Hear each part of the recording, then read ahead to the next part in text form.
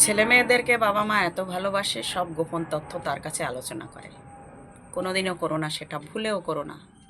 যারা করে ফেলেছো ফেলেছো, যারা করোনি তারা সাবধান হয়ে যাও। কারণ তোমাদের মৃত্যুর পরে তারাই পাবে।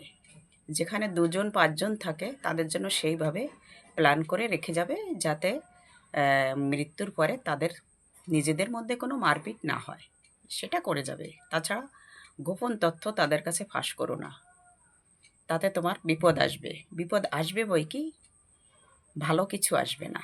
একটা জিনিস জেনে রেখো, আমরা সন্তানদের ছেলেমেয়েদের এত বিশ্বাস করি আর এত ভালোবাসি বুক ভরে, তারা কিন্তু সেটা নয়।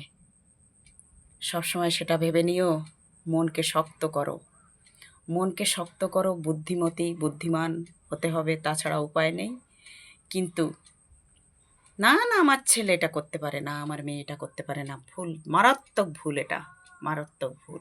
তোমার কত ব্যাংক ব্যালেন্স আছে, তোমার কি আছে, এসব কিচ্ছু তাকে প্রকাশ করো না, ফাঁস করো না। তার সঙ্গে সুন্দরভাবে তাকে মানুষ করো, সুন্দরভাবে তাকে জীবনযাপন করে বেঁচে থাকার মতন কঠিনভাবে তাকে বাঁচার চেষ্টা মানে শেখাও, যেন সে নিজে বাঁচতে শেখে।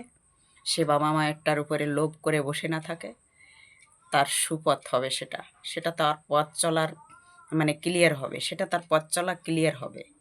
সেইভাবে থাকলে কোনো ক্ষতি নেই, অপরাধ নেই, বরঞ্চ জানিয়ে দিলে অপরাধ।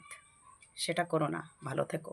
সবাই নিজেরটা দেখো, নিজের কথা ভাবো, নিজের সুখ শান্তি করো হাত পাও থাকতে। কারণ অচল হয়ে গেলে তোমার সুখ শান্তি সব শেষ।